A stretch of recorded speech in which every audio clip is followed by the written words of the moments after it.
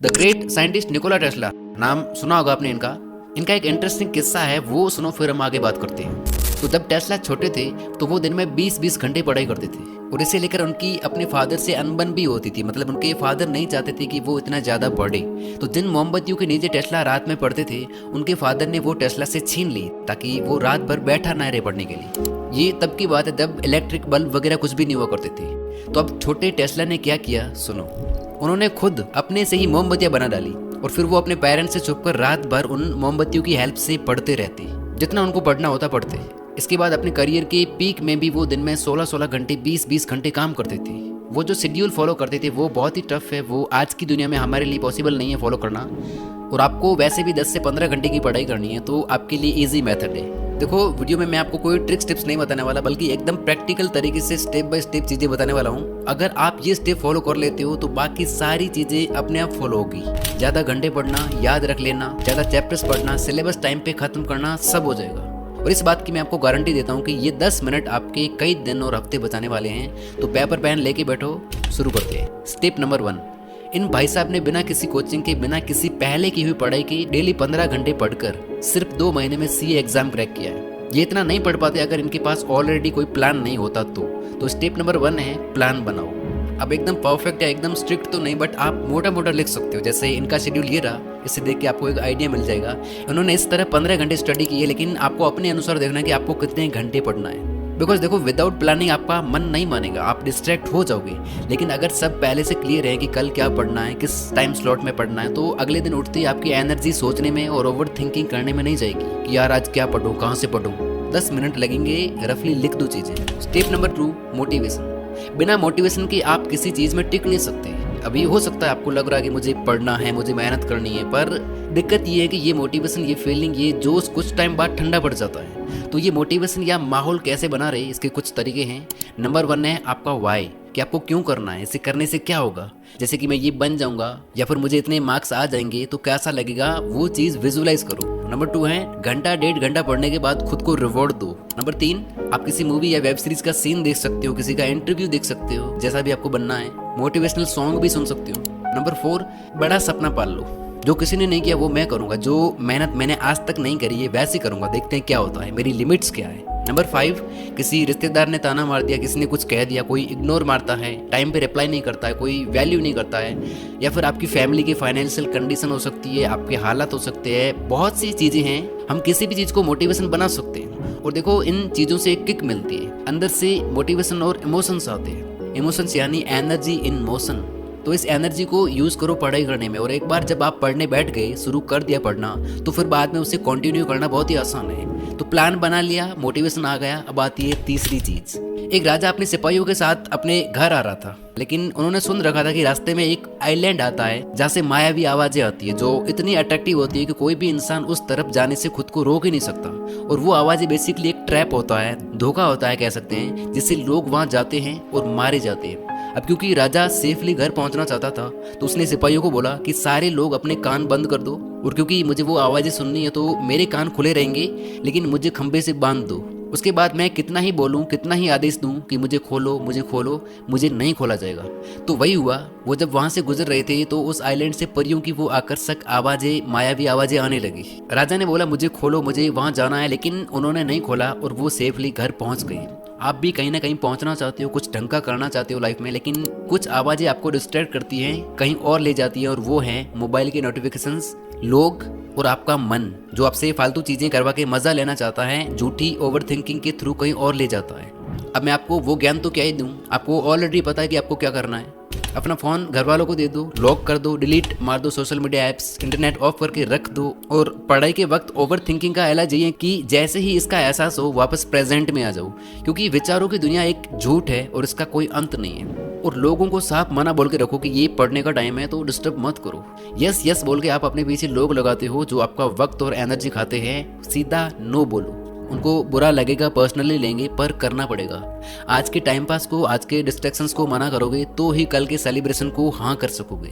Step number 4, space. ये चीज़ पढ़ाई में सबसे ज़्यादा इग्नोर की जाती है। कभी किचन में पढ़ रहे हैं, कभी सोफे पे, कभी नीचे, कभी कहाँ पढ़ रहे हैं, कभी कहाँ पढ़ रहे हैं। पढ़ाई की एक जगह फिक्स रखो। जहाँ पे बैठते ही दिमाग को पता चले यही वो जगह है जहाँ पढ़ाई करने और सीखने में एक अलग ही फ्लो में जाना है। पढ़ाई के स्थान पे किसी भी हाल में टाइम पास मत करो, सीरियस जगह पे मस्ती नहीं, क्योंकि साइकोलॉजी कहती है कि कोई पर्टिकुलर जगह किसी भी आदत का ट्रिगर पॉइंट बन जाती है, फिर आप काम को और काम की जगह को सीरियसली नहीं लोगे। सो पढ़ाई की जगह सिर्फ पढ़ाई। Number 5, focus sprints. इसमें आप खुद को एक टाइम स्लॉट में बांध लेते हो कोई टास्क फुल फोकस के साथ पूरा करने के लिए, बाकी सब भूल जाते हो, कहाँ क्या चल रहा है, क्या हो रहा है, कौन लड़ रहा है, आप और आपका काम बस। और इसमें सबसे मेन फैक्टर है टाइमर। 60 मिनट, 90 मिनट या 120 मिनट जो भी आपकी कैपेसिटी है बैठने की, उतनी देर के लिए एक टाइमर लगाना और उस वक्त में कोई चैप्टर या कोई टॉपिक कंप्लीट करना, फिर छोटा ब्रेक लेना और फिर वापस से बैठना। अगर आप दिन में ऐसे 8 से 9 फोकस स्प्रिंट कंप्लीट करते हो तो आपको खुद को बिलीव नहीं होगा कि यार मैंने इतना सारा पढ़ लिया। फोकस स्प्रिंट कहता है कि आपको ज़्यादा टाइम की नहीं बल्कि ज़्यादा फोकस की ज़रूरत है। ये स्प्रिंट कितनी बड़ी होगी वो आपको अपने अनुसार डिसाइड करना है, लेकिन एक बार टाइमर शुरू होते ही उतने टाइम में फुल फोकस के साथ पढ़ना है, ये चीज़ याद रखना। और जितने ज़्यादा ये स्प्रिंट्स होंगे उतने ज़्यादा घंटे आपकी पढ़ाई। Number 6, white noise. ये चीज़ आपके लिए गेम चेंजिंग साबित हो सकती है अगर आप बाहर की चीज़ों से ज़्यादा डिस्ट्रैक्ट होते हो तो। देखो, मैं मानता हूँ कि फुल फोकस और हाई क्वालिटी वाली पढ़ाई के लिए एकांत इज़ दी बेस्ट, जहाँ और कोई ना हो, सिर्फ आप ही हो। लेकिन कईयों के घर में सेपरेट रूम नहीं होता या ऐसी जगह नहीं होती जहाँ पे वो बिना किसी एक्सटर्नल डिस्ट्रैक्शंस के फुल फोकस के साथ पढ़ाई कर सके। आप अगर ऐसी जगह रहते हो जहाँ ट्रैफिक है, जहाँ पास से आवाज़ें आती है, अच्छा माहौल नहीं है, तो आपको यहाँ यूज़ करना है वाइट नॉइज़। पढ़ाई करने के लिए बैठने से पहले यूट्यूब पे वाइट नॉइज़ सर्च करो, ईयरबड या ईयरफोन लगाओ और उसे चालू करके पढ़ना शुरू करो। लिटरली ये चीज़ आपको डिस्ट्रैक्शन से बचा के एक अलग ही फ्लो में ले जाएगी। बाहर के डिस्ट्रैक्शन से आप पूरी तरह से कट हो जाओगे और आपका अटेंशन स्पैन और पढ़ाई में फोकस बहुत ही बढ़ जाएगा। Last, active passive technique. Bore होना और थकावट, ये दोनों ऐसी चीज़ें हैं पढ़ाई में जो हमें नहीं पसंद। इसी की वजह से हम डिस्ट्रैक्ट हो जाते हैं और ज़्यादा देर तक टिक नहीं पाते पढ़ाई में। और उसके लिए आपको फॉलो करना है ये मेथड। पैसिव का मतलब है जब आप पढ़ाई करते हो तो आप ऊपर ऊपर से पढ़ते हो, उसमें ज़्यादा इन्वॉल्व नहीं होती, एनर्जी नहीं लगाते, बस नॉर्मली रीडिंग करते हो। जैसे कोई ईजी सब्जेक्ट हो गया, ईजी चीज़ें पढ़ना हो गया या फिर रिविजन करना हो गया। और एक्टिव का मतलब है आप सीखने में पूरी तरह से इन्वॉल्व हो, लिख लिख के समझ रहे हो, नोट्स बना रहे हो। जैसे मैथ सॉल्व करना या फिर न्यूमेरिकल क्वेश्चंस और डेरिवेशन करना, तो आप एक सेशन पढ़ाई करो पैसिव तरीके से और दूसरा एक्टिवली। 1 घंटा या 1.5 घंटा सोशल साइंस, हिंदी, इंग्लिश पढ़ लो और अगला 1-1.5 घंटा मैथ्स।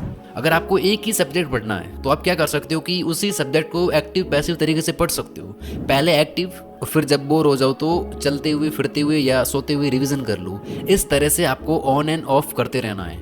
और इसके साथ अगर आप 2-3 चीज़ें और कर लेते हो तो आपको मज़ा ही आ जाएगा, आप खुशी खुशी पढ़ लोगे। एक होता ना कि हम मन मार के पढ़ रहे होते हैं, स्ट्रेस लेके या ज़बरदस्ती पढ़ रहे होते हैं, तो फिर वहाँ वैसी पढ़ाई होती भी नहीं है। तो आपको अगर मज़े से पढ़ना है, खुशी खुशी पढ़ना है, तो उसके लिए नंबर 1 है डरना नहीं है कि यार मेरे से तो अभी 5 घंटे पढ़ाई भी नहीं होती, 12-14 घंटे मैं कैसे पढ़ पाऊँगा। आपको धीरे धीरे अपने पढ़ाई के घंटे बढ़ाने हैं। एक दिन मोटिवेट होकर 10-12 घंटे पढ़ने से कुछ नहीं होगा। ये चीज़ 15 दिन, 20 दिन या एग्जाम तक फॉलो हो तो उसके लिए अभी जो आपकी सिटिंग पावर है उसे धीरे धीरे बढ़ाओ। नंबर 2 है स्टडी ब्रेक्स। ब्रेक से आपका माइंड भी ड्रेन नहीं होगा और आप अच्छी खासी पढ़ाई भी कर लोगे। नंबर 3 और मोस्ट इम्पोर्टेंट, आप बाहर निकल के देखोगे तो जितनी भी गाड़ियाँ चल रही हैं, एरोप्लेन उड़ रहे हैं, जो भी चल रहा है वो मोटिवेशन से नहीं चल रहा है, वो चल रहे हैं फ्यूल से। यानी आपको अपनी बॉडी का भी ध्यान रखना है।